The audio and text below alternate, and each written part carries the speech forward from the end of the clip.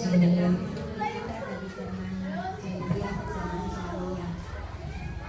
Karena waktunya sudah siang, maka akan kami bacakan susunan acara untuk hari ini.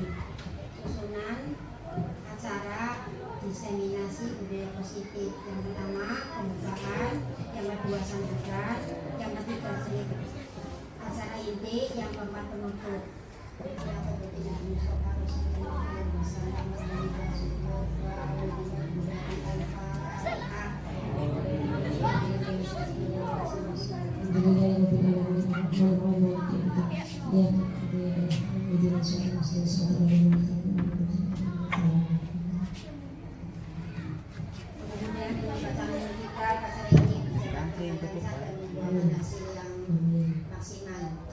Acara yang kedua yaitu sambutan tunggal yang akan disampaikan oleh kepala sekolah.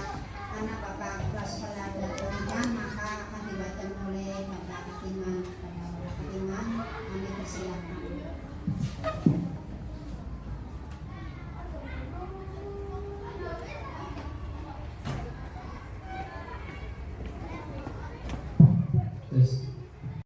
Assalamualaikum warahmatullahi wabarakatuh.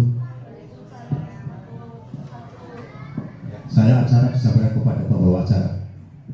Terima kasih kepada Bapak Katiman yang telah memberikan sambutan.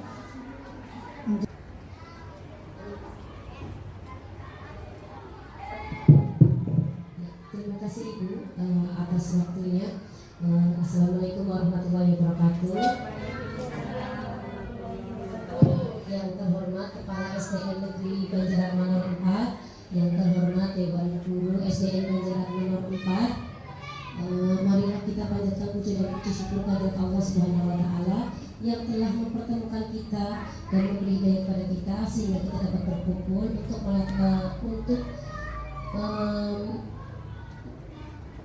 mendengarkan materi diseminasi budaya positif yang kami lakukan di SD Negeri Banjaran Manor 4.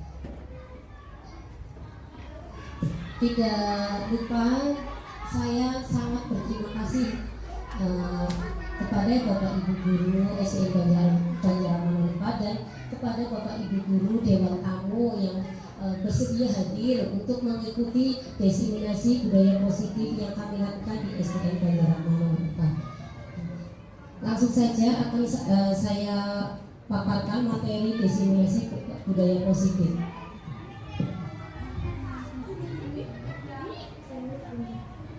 Dalam diseminasi budaya positif itu terdapat 6 materi Bapak Ibu. Materi pertama adalah disiplin positif dan nilai-nilai kebajikan universal. Teori yang kedua teori motivasi hukuman dan penghargaan. Yang ketiga keyakinan kelas. Yang keempat kebutuhan dasar manusia dan dunia berkualitas. Yang kelima 5 posisi kontrol dan yang keenam adalah segitiga restitusi.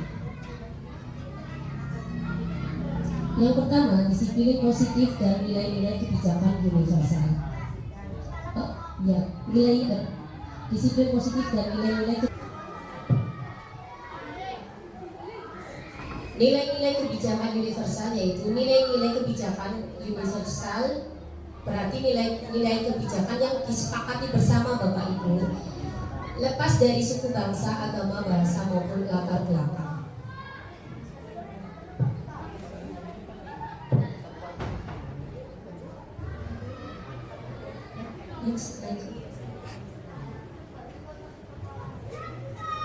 Berikutnya dalam nilai-nilai kebijakan universal terdapat beberapa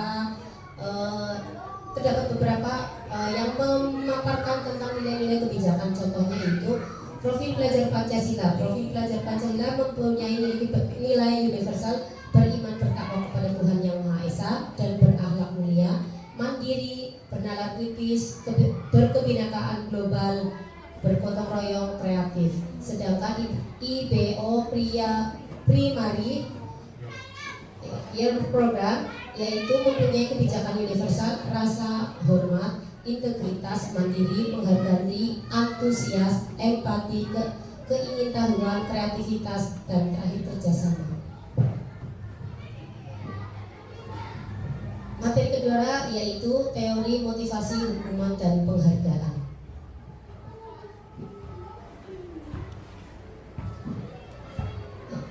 Teori motivasi menurut Gazen ada motivasi perilaku manusia.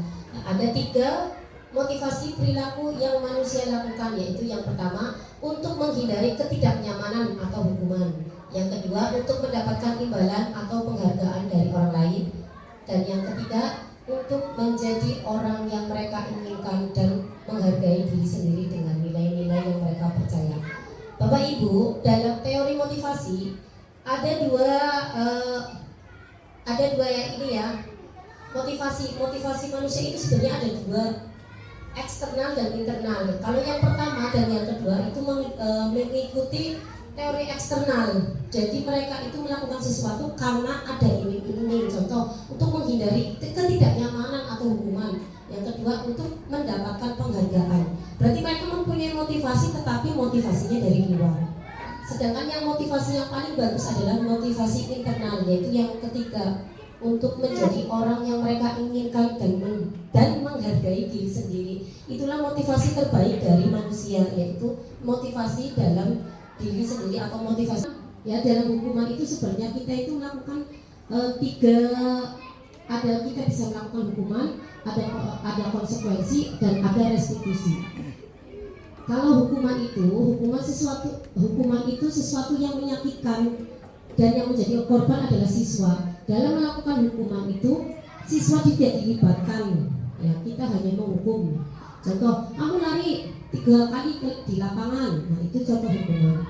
Kalau konsekuensi, yaitu siswa itu dilibatkan dalam pembuatan kesepakatan. Contoh, kalau kamu terlambat, kamu itu mau apa, kamu mau bagaimana, itu ada keterlibatan siswa untuk memberikan apa yang harus mereka lakukan. Contoh umpamanya dia terlambat berarti dia harus menulis saya tidak akan terlambat berapa kali, 10 kali apa 5 kali. Jadi anak itu sudah tahu konsekuensinya. Sedangkan kalau restitusi itu merupakan pilihan. Contoh, kenapa sih dikatakan restitusi? Contohnya seperti ini. Anaknya terlambat, ya. Tadi kasus pertama sama-sama terlambat. Kalau yang pertama terlambat, Lis mana lari ke lapangan 3 kali. Nah, anak tidak tahu, ternyata dia disuruh lari itu. Kalau konsekuensi, kalau kita memberi konsekuensi, saya terlambat, berarti anak sudah tahu dia akan menulis saya tidak akan terlambat sampai 10 kali.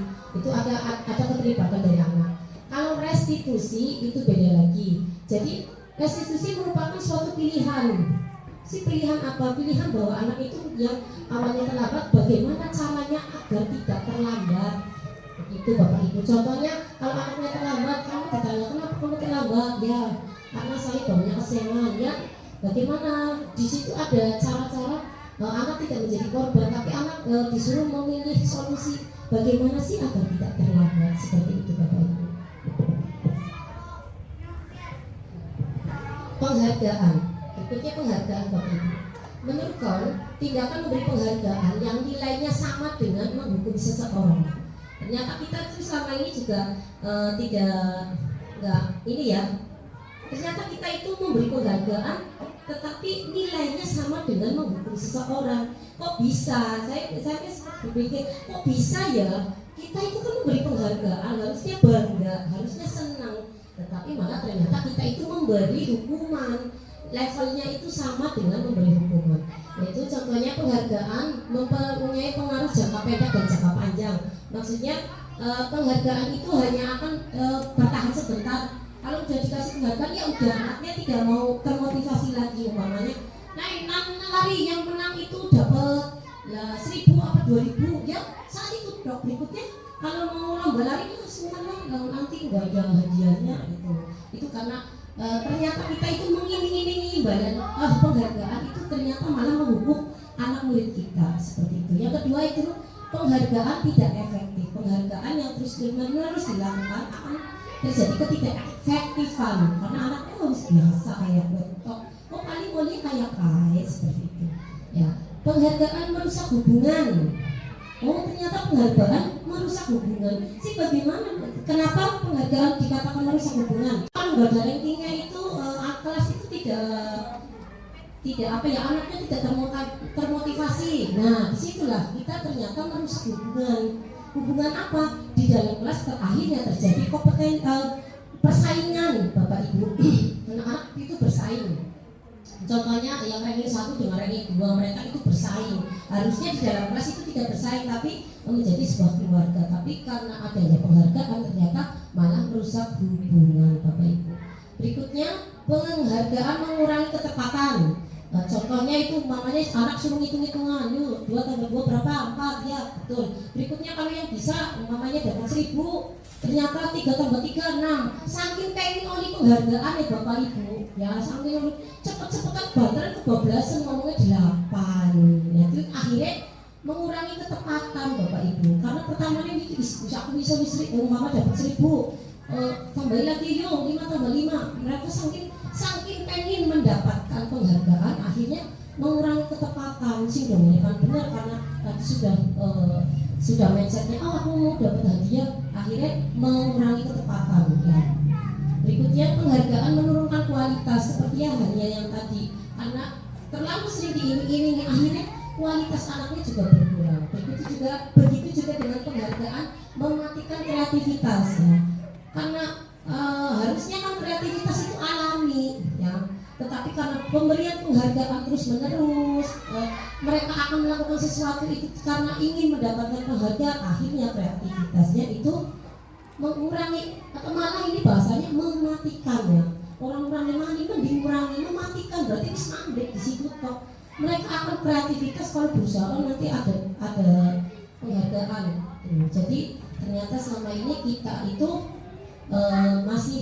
masih ini ya berpikir penghargaan itu akan memberi motivasi. Ternyata penghargaan sendiri memberikan kualitas memberikan sesuatu yang kurang baik pada murid kita. Dan yang terakhir adalah penghargaan menghukum Bapak Ibu. Ternyata kita nih penghargaan itu menghukum. Siapa yang dihukum? Murid kita Bapak Ibu.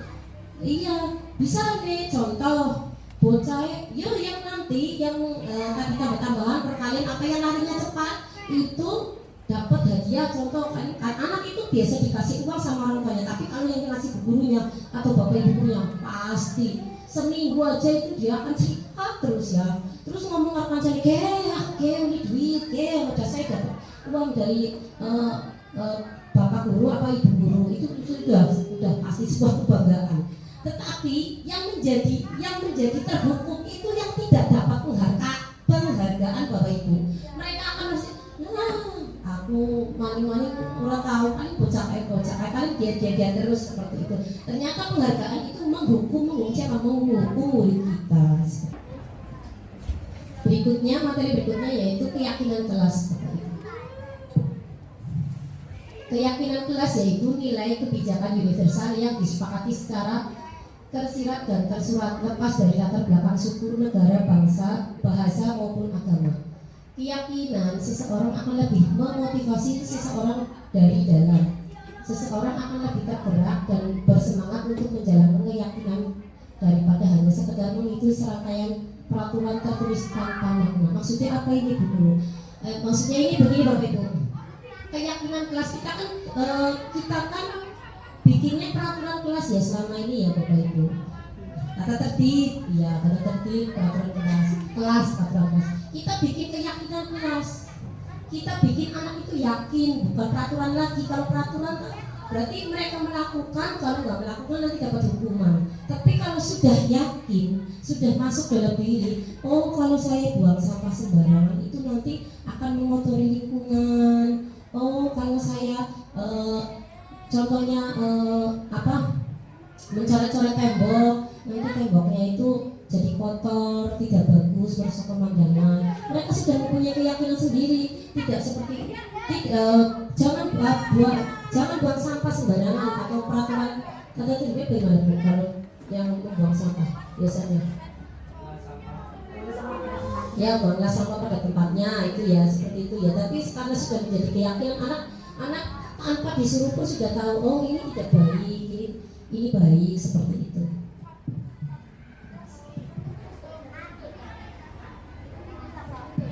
Pembentukan keyakinan sekolah atau kelas.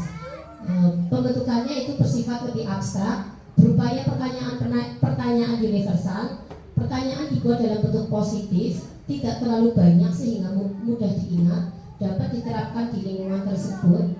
Semua warga kelas ikut berkontribusi dalam pembentukan keyakinan kelas lewat kegiatan curah pendapat, bersedia meninjau kembali dari waktu ke waktu. Maksudnya ini kalau kita membuat keyakinan itu memberikan sumbangsi pendapat semua, tidak ada pembedaan ini yang harus masih ini aja atau ini saja karena anaknya seperti ini, tidak ada. Semuanya itu sama dalam pembuatan keyakinan kelas.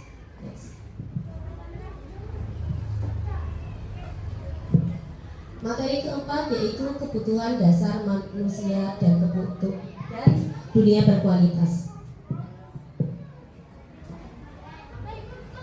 Nah, Bapak Ibu, ternyata kebutuhan dasar manusia itu semuanya itu ada 5, ya. Tidak hanya cuman anak-anak ataupun orang hanya ini kebutuhan dasar ini bukan hanya untuk anak-anak ya Bapak Ibu, tetapi untuk semuanya Bu, termasuk kita sebagai guru, sebagai orang dewasa juga mempunyai kebutuhan dasar ini. Dan ini kebutuhan dasar ini yang pertama itu kebutuhan dasar bertahan hidup. Yang kedua yaitu kasih sayang dan rasa diterima. Yang ketiga kebebasan, yang keempat penguasaan, dan yang terakhir adalah kesenangan. Ya, bertahan hidup ya Bapak Ibu, kebutuhan bertahan hidup atau survival adalah kebutuhan yang bersifat fisiologis untuk bertahan hidup, misalnya kesehatan, rumah, dan makan. Kebutuhan ini kebutuhan wajib ya Bapak Ibu, makan kan wajib ya, wajib, dan berhubungan dengan badan kita. Kalau kita tidak makan, tidak ada rumah, tidak sehat, ya kita tidak bisa beraktivitas semestinya seperti itu ya Bapak Ibu. Next. Yang kedua adalah kebutuhan kasih sayang dan rasa diterima atau kebutuhan diterima. Kebutuhan untuk disayangi dan diterima adalah kebutuhan psikologis yang meliputi kebutuhan akan hubungan dan koneksi sosial. Kebutuhan untuk memberi dan menerima kasih sayang dan kebutuhan untuk merasa menjadi bagian dari suatu kelompok. Kebutuhan tetap terhubung dengan orang lain seperti teman, keluarga, binatang peliharaan, kelompok, bermain, dan lain sebagainya. Semua orang atau semua manusia itu pasti membutuhkan kasih sayang Bapak Ibu. Ya, berikutnya adalah kebutuhan kasih sayang dan rasa diterima. Kebutuhan diterima yaitu kebutuhan untuk disayangi dan terima adalah kebutuhan psikologis yang meliputi kebutuhan akan hubungan dan koneksi sosial. Kebutuhan untuk memberi dan menerima kasih sayang dan kebutuhan untuk merasa menjadi bagian dari suatu kelompok. Kebutuhan tetap terhubung dengan orang lain seperti teman, keluarga, binatang peliharaan, kelompok bermain, dan lainnya. Berikutnya yaitu kebutuhan penguasaan. Kebutuhan penguasaan adalah kebutuhan pengakuan atas kemampuan. Kebutuhan ini terhubung dengan kekuatan untuk mencapai sesuatu, menjadi kompeten, menjadi terampil, diakui atas prestasi dan keterampilan kita, didengarkan dan memiliki rasa harga diri.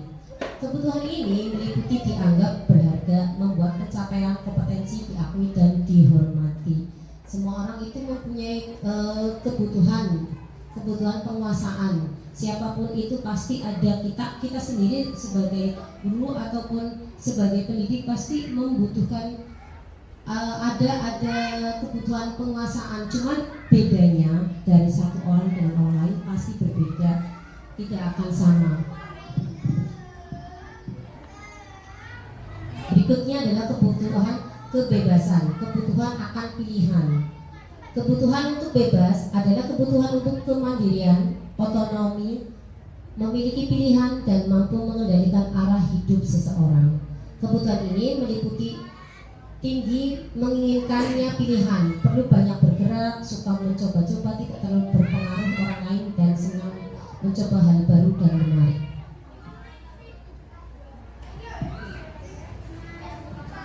Yang terakhir yaitu kebutuhan kesenangan, kebutuhan untuk merasa senang.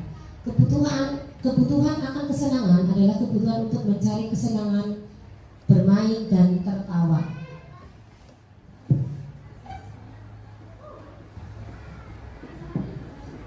Dari konsep 5 kebutuhan dasar manusia tidak hanya berlaku bagi anak-anak atau murid, namun juga bagi manusia dewasa.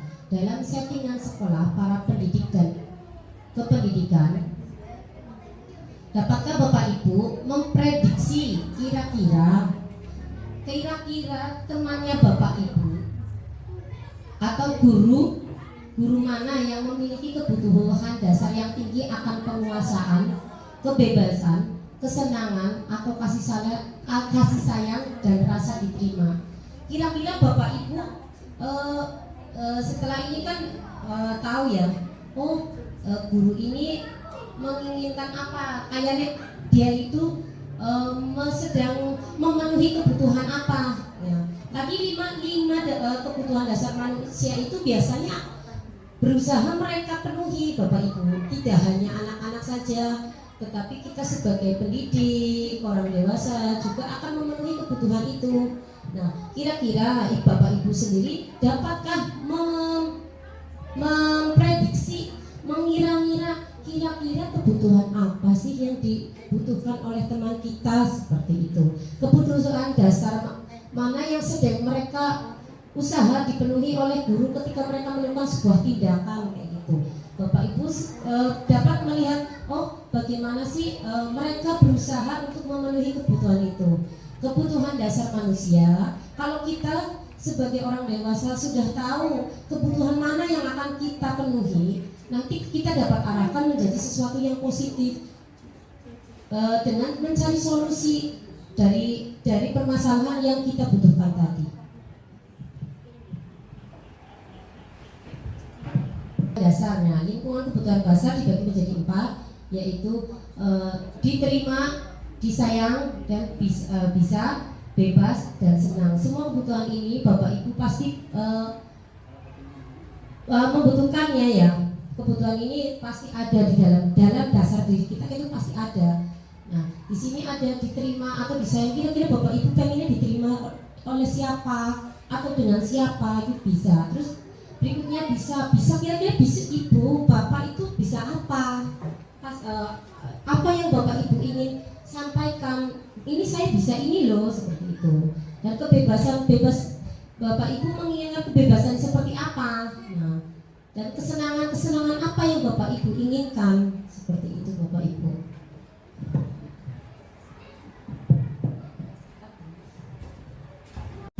Bapak Ibu, sebelum kita melanjutkan untuk slide berikutnya dengan materi 5 posisi kontrol dan yang terakhir adalah segitiga restitusi, biar tambah semangat lagi Bapak Ibu, coba berdiri dulu. Nah, kita mau saya punya ya Bu.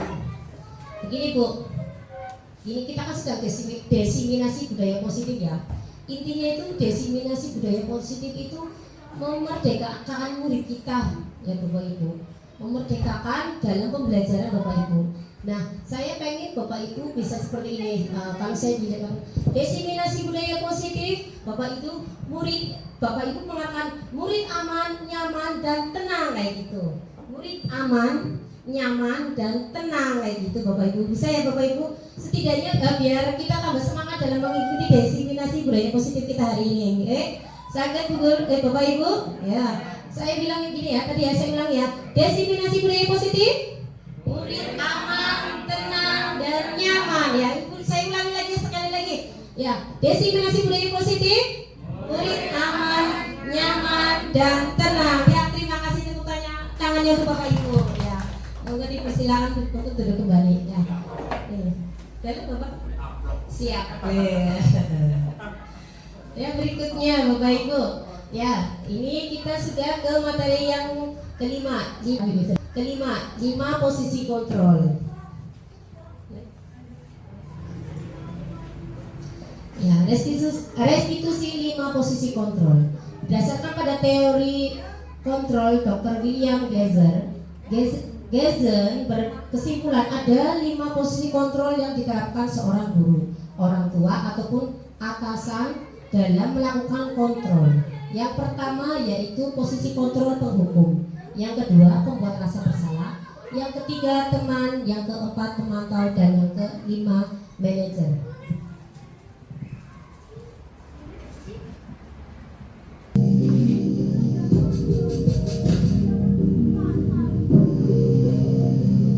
Naren, sini kamu. Selamat pagi, Bu. Selalu terlambat. Kamu deh pasti terlambat. Maaf, Bu. Saya Apa? Apa coba?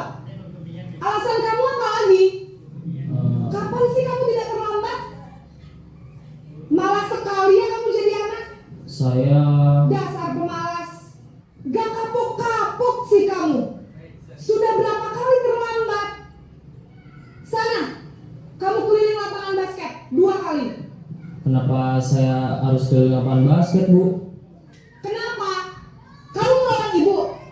Berani-beraninya jawab. Sudah terlambat, masih berani jawab pula. Sekarang, keliling lapangan basket 5 kali sekalian. Biar kapok. Cepat. Pergi sana ke lapangan basket.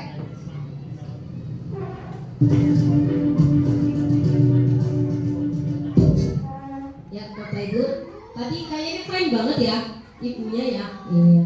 Kira-kira posisi apa yang terjadi dalam video tadi Bapak Ibu? Oh iya, pinter ya. Ini dong, ayahnya biasa apa biasa menghukum apa biasa dihukum ya? Dihukum atasan kayak maksudnya seperti itu. Oh biasa dihukum. Tadi ini posisi kontrol yang pertama yaitu seorang penghukum. Bapak Ibu dapat melihat bahwa ekspresi seorang penghukum itu tadi ya dengan kamaran adanya itu juga tinggi, terus ekspresi tadi marah ya. Anak itu tidak diberi kesempatan untuk menjawab ya seperti tadi ya. Ya berikutnya Mas Ruki.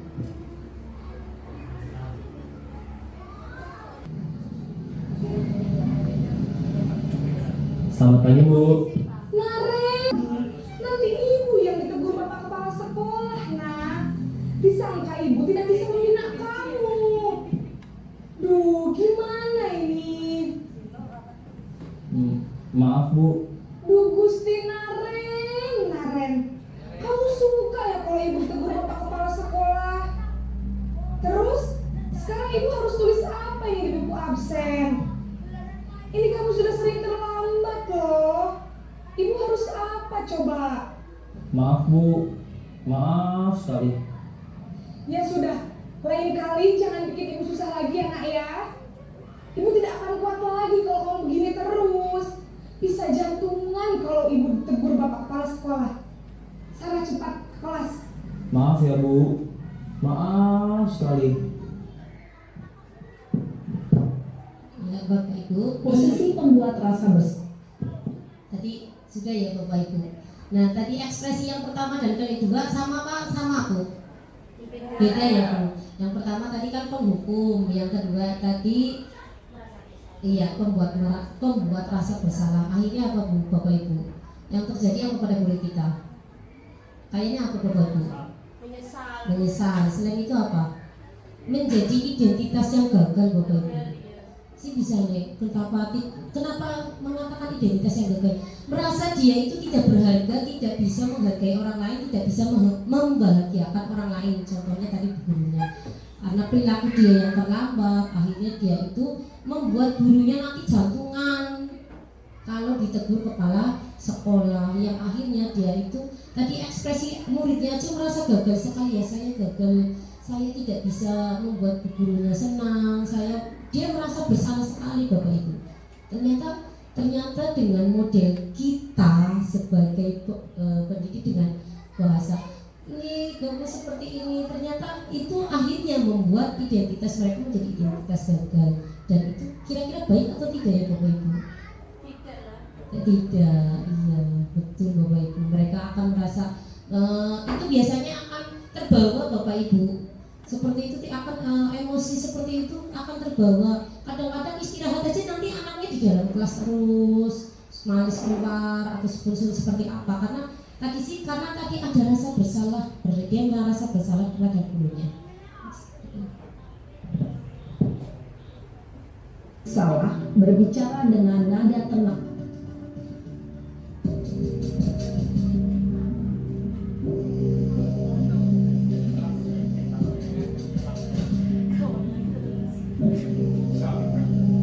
Naren,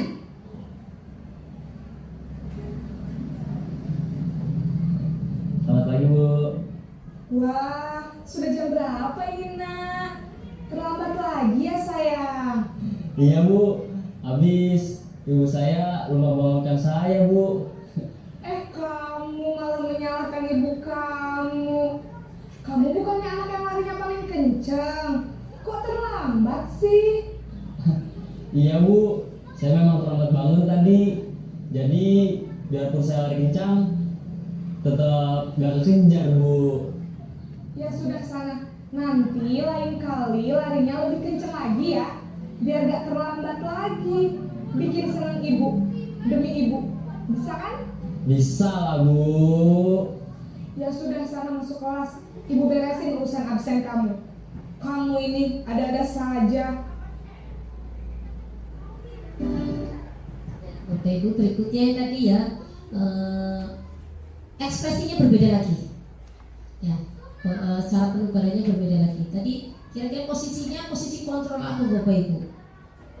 Teman ya. Jadi kenapa dikatakan posisi kontrol teman? Karena tadi gurunya itu berusaha agar anaknya itu tenang, nadanya rendah ya, nada suaranya rendah, dengan senyum, biar anaknya nggak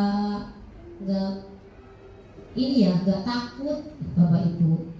Mereka dalam posisi kontrol sebagai seorang teman, guru berusaha menjadi temannya. Tapi kira-kira itu posisi kontrol seperti itu baik atau tidak Bapak Ibu guru? Sebenarnya setiap posisi kontrol itu ada lebihnya, ada kurangnya. Kita bukan mencari kekurangannya, hanya kita biar lebih mengerti, oh ternyata kita itu selama ini seperti ini, baik apa tidak dengan untuk murid kita, bagus atau tidak untuk murid kita, seperti itu Bapak Ibu. Kira-kira posisi teman itu bagus atau tidak Bapak Ibu guru? Kurang bagus. Ya, menurut gue kurang bagus. Bagaimana Bu Mita? Nah ya Bu, ada baiknya juga biar anak, ya kalau anak-anak yang masih bawah itu memang harus ada kelembutannya. Ibu, bagaimana? Ada baiknya juga. Bagaimana Pak Fatimah? Tadi yang terakhir kurang baik karena terlalu lembek. Terlalu lembek, sip. Iya, bagus. Terlalu lembek, tapi keuntungannya yang memang tidak kaku, anak itu tidak kaku. Iya, tidak takut. Jadi artinya itu 50 lah. 50-50. Bagaimana Pak Andri? Untuk yang terakhir tadi, bagusnya digunakan kelas rendah. Sebenarnya Pak, Baiknya digunakan kelas rendah yang tadi. baiknya digunakan. Pak Tri, bagaimana Pak Tri? Kurang tegas. Kurang tegas, ya. Pak Irfanto? Kalau menurut saya bagus. Itu saya kok. Jadi yang saya melewat Bu Sari kurang bagus. Bu Jessica tadi bagaimana menurut Ibu Kayani bagaimana? Bagus atau tidak? Kurang bagus. Ya, kita dalam posisi ini sebenarnya Bapak Ibu, tadi posisi teman memang ada baiknya, ada tidaknya. Baiknya adalah mencairkan suasana yang tadi tegang akhirnya tidak tegang. Tapi ada tapinya. Ternyata jika kita menjadi posisi teman, akhirnya anak itu tergantung dengan kita Bapak Ibu. Iya, anak itu tidak mandiri. Nanti kalau ganti guru, contohnya ya di kelas rendah ya, ganti guru itu biasanya anak-anaknya itu nangis Bapak Ibu. Ternyata posisi kontrol teman itu memang tidak begitu bagus ya. Salah satunya bukan tadi ya, tidak mengurangi rasa ini ya, cuma memang ada baiknya ada tidaknya ya. Salah satunya itu mengurangi kemandirian anak Bapak Ibu. Jadi anak nanti tergantung dengan gurunya. Kalau contohnya saya tadi, kalau Bu Mita dengan Bu Mita itu suasananya seperti ini kayak tadi. Nanti kalau pas ganti dengan saya, nanti anaknya akan berbeda. Ternyata untuk posisi kontrol ini kurang tepat ya, kurang tepat ya. Next.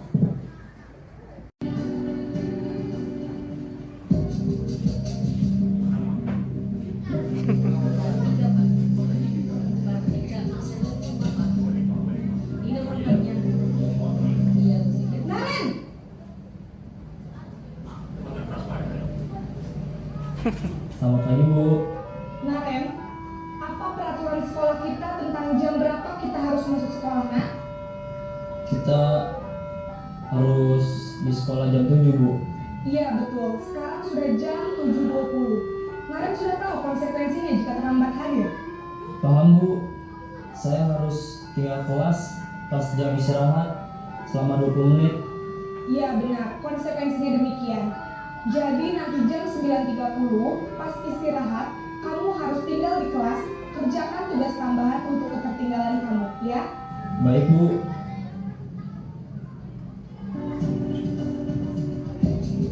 Nah tadi posisi kontrol tadi adalah posisi kontrol Bapak Ibu pemantau tadi masih pemantau ya.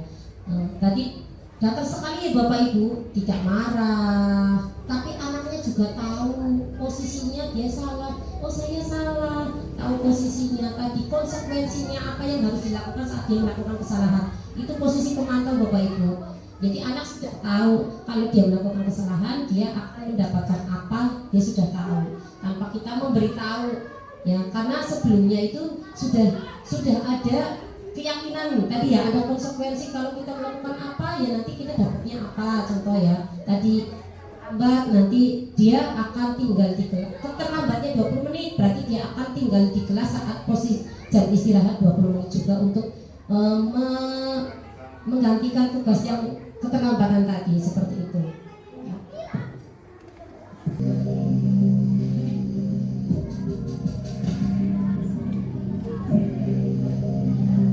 Naren!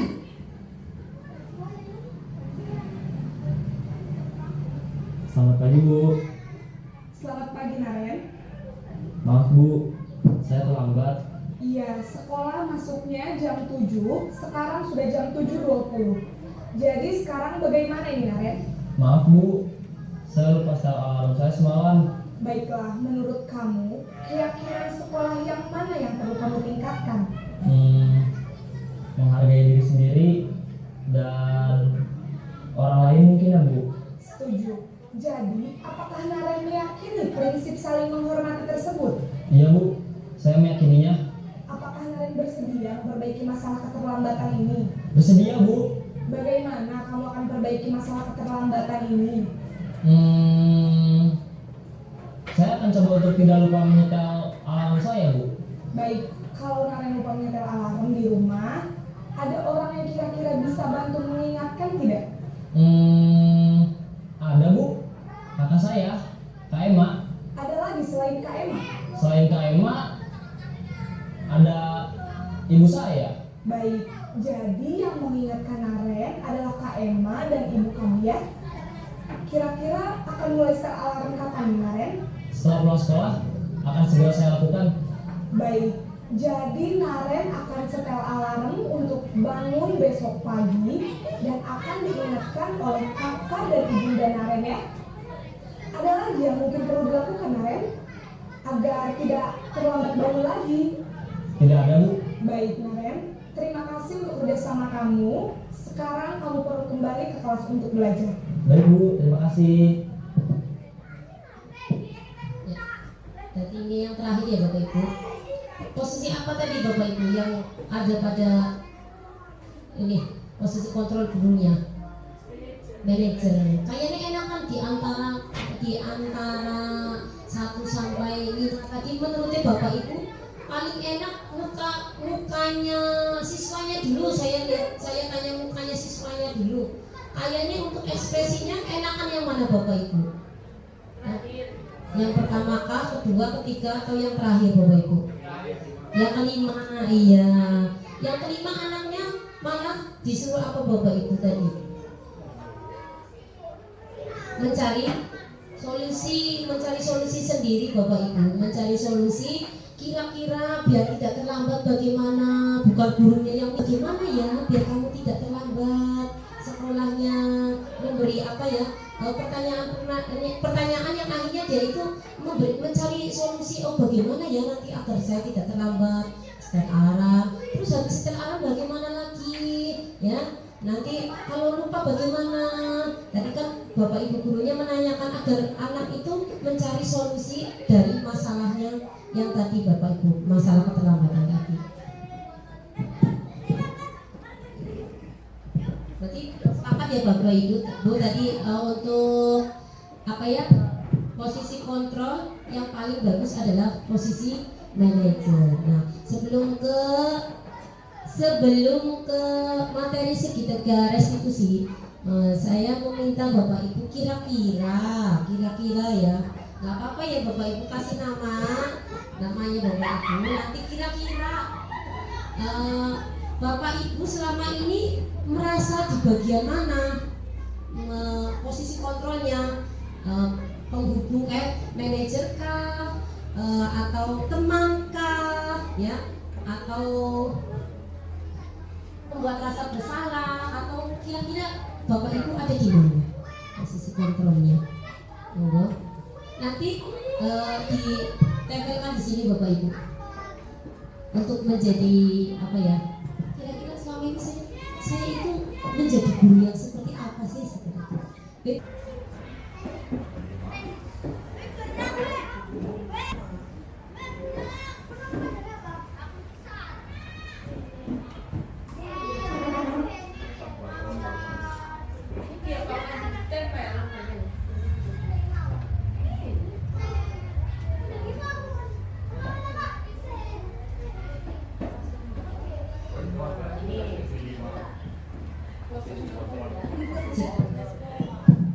Ya Bapak Ibu itu selama ini berada di posisi kontrol yang sebelah mana, yang nomor 1 penghubung, kedua atau pembuat rasa bersalah, apa ketiga atau keempat atau kelima? Monggo Bapak Ibu, hasilnya silakan ditempelkan.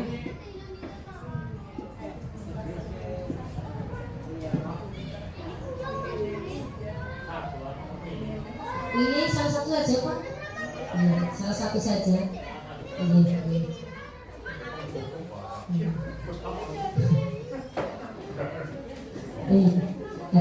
Kadang satu kasus aja kita bisa membuat dua ini ya, dua solusi ya. Iya. Oh iya, boleh. Iya.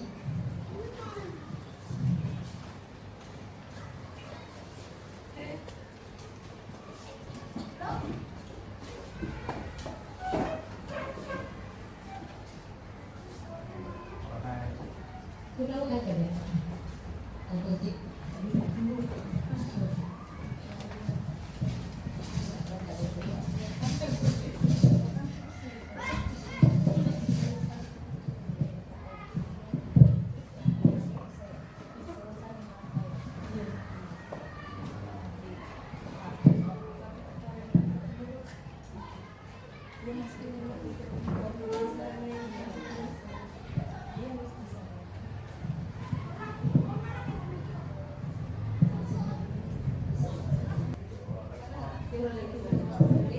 Kasih Bapak Ibu untuk jawabannya.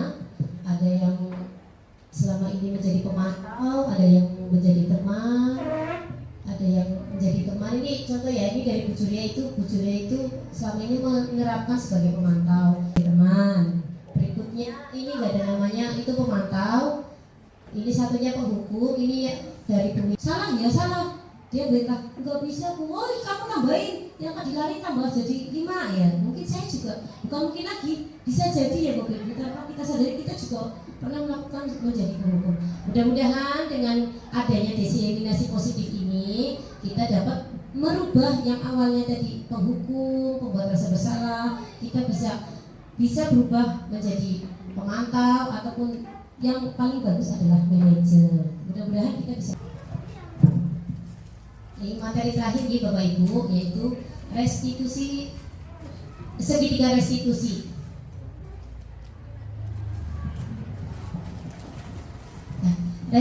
Segitiga restitusi adalah proses menciptakan kondisi bagi murid untuk memperbaiki kesalahan mereka sehingga mereka bisa kembali pada kelompok mereka dengan karakter yang lebih kuat.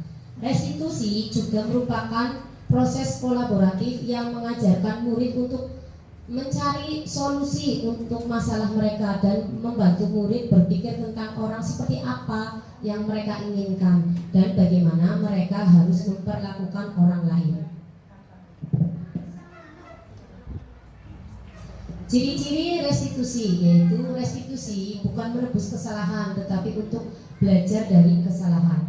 Berikutnya restitusi memperbaiki hubungan. Yang ketiga, restitusi adalah tawaran, bukan paksaan. Yang keempat, restitusi menuntut untuk melihat ke dalam diri. Yang kelima, restitusi mencari kebutuhan dasar yang mendasari tindakan. Yang keenam, restitusi diri adalah cara yang terbaik. Yang ketujuh, restitusi fokus pada karakter anak Bapak Ibu, bukan tindakan. 8. Restitusi menguatkan. Yang terakhir, restitusi mengembalikan siswa yang berbuat salah pada kelompoknya. Berikutnya Bapak Ibu, langkah-langkah segitiga restitusi Bapak Ibu. Nah, ini adalah dia gambar segitiga restitusi Bapak Ibu. Yang pertama yaitu menstabilkan identitas. Menstabilkan identitas itu seperti setiap orang pernah melakukan kesalahan. Ini contoh kalimatnya Bapak Ibu, umpamanya anak-anak itu melakukan kesalahan, itu yang pertama itu kita stabilkan dulu identitasnya. Contohnya anak-anak itu habis nakalin temannya. Nah, kamu kan biasanya kita panggil. Nah, yang pertama kita stabilkan dulu identitasnya. Setiap orang pasti pernah melakukan kesalahan, itu bisa kata-katanya seperti itu. Atau kamu bukan satu-satunya yang pernah melakukan ini. Itu contoh kata-kata dari menstabilkan identitas. Yang kedua yaitu validasi tindakan yang salah. Contoh kata-katanya kamu tentunya punya alasan mengapa kamu melakukan itu. Atau kata lainnya, adakah cara yang lebih efektif untuk mendapatkan apa yang kamu butuhkan. Dan yang terakhir yaitu menanyakan keyakinan pada siswa. Keyakinan kelas apa yang telah kita sepakati, atau menggunakan kalimat kamu ingin menjadi orang seperti apa, seperti itu Bapak Ibu Guru. Ya, kita saksikan video restitusi, segitiga restitusi. Apakah berdua? Berdua tadi mau di kelas ya? Iya,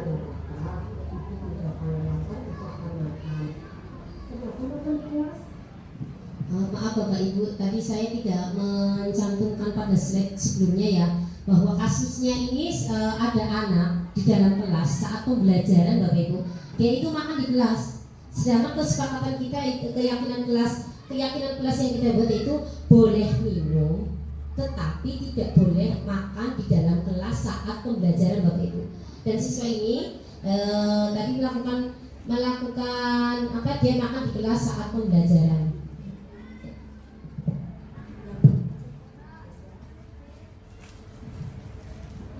Apakah ada berdua? Berdua tadi mau di kelas ya? Iya, itu juga kalau lapar juga kalau makan. Kenapa mau di kelas?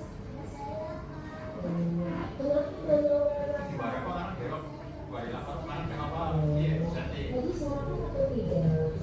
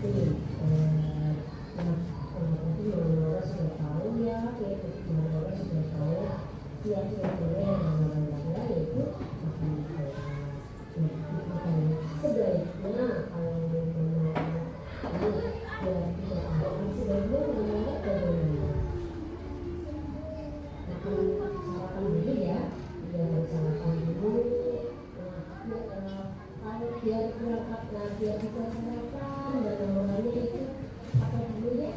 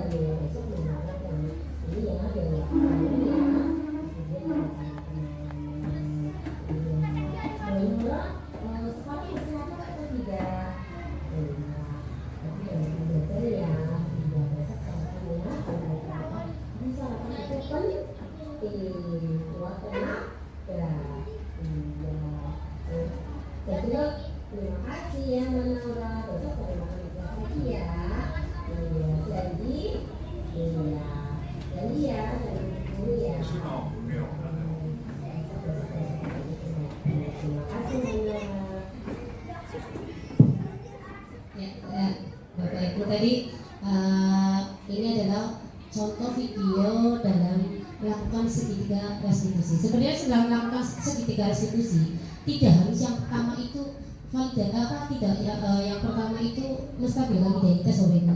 Namanya juga segitiga ya Bapak Ibu. Di situ sebenarnya nilainya itu sama Bapak Ibu. Tapi saya memang membuat yang pertama itu tadi memvalidasi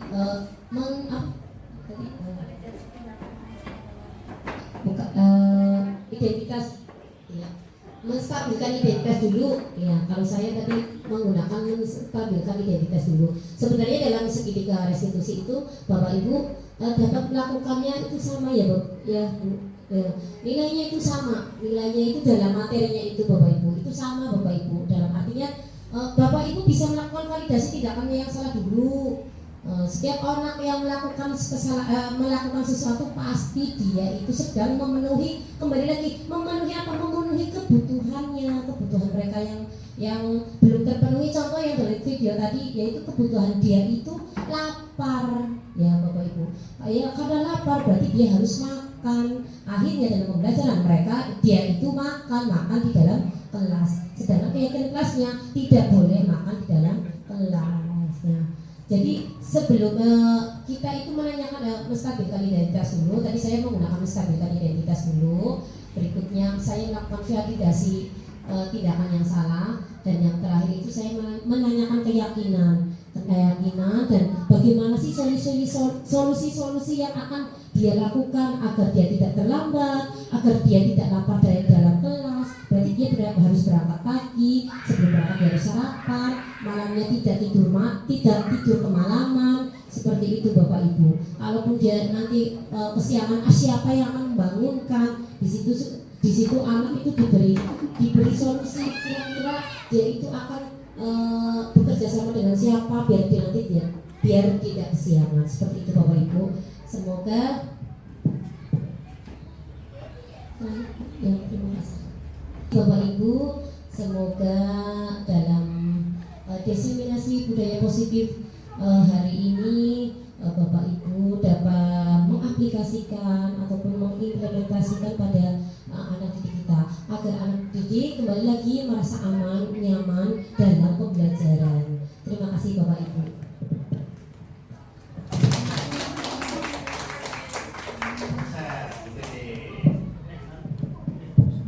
Terima kasih kepada Bu Titin yang telah menyampaikan beberapa materi. Semoga kita sebagai guru dapat menerapkan dalam kelas.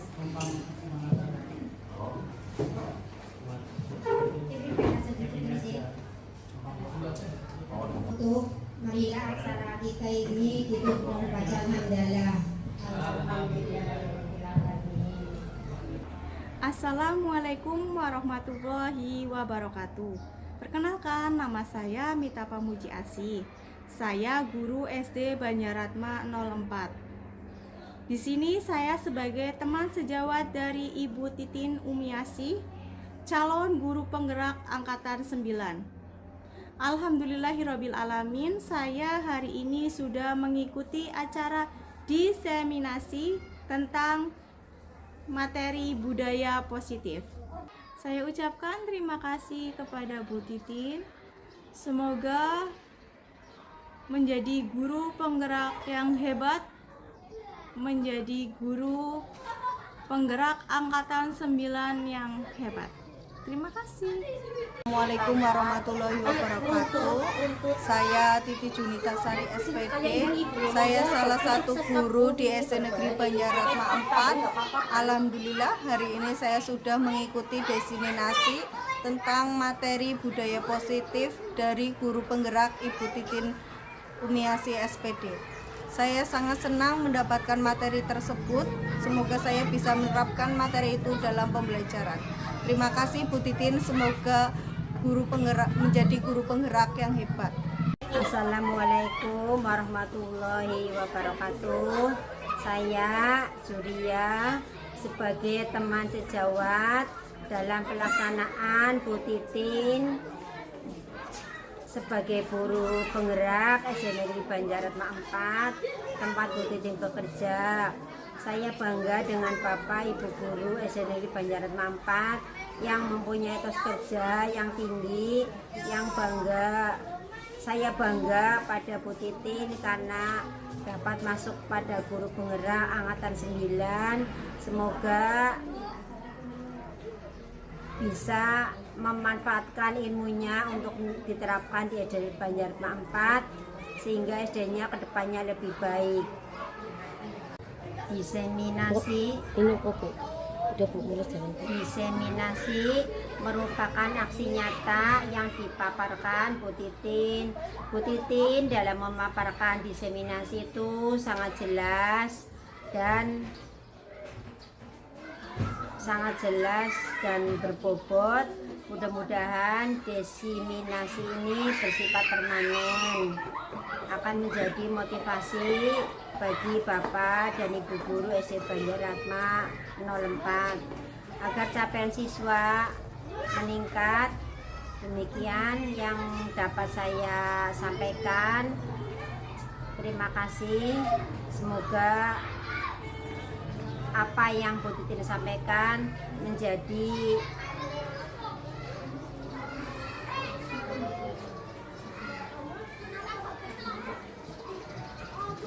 motivasi bagi guru-guru SD Banjaratma 4 untuk tergerak menjadi guru penggerak. Sekian dari saya. Wabillahi taufiq wal hidayah. Wassalamualaikum warahmatullahi wabarakatuh.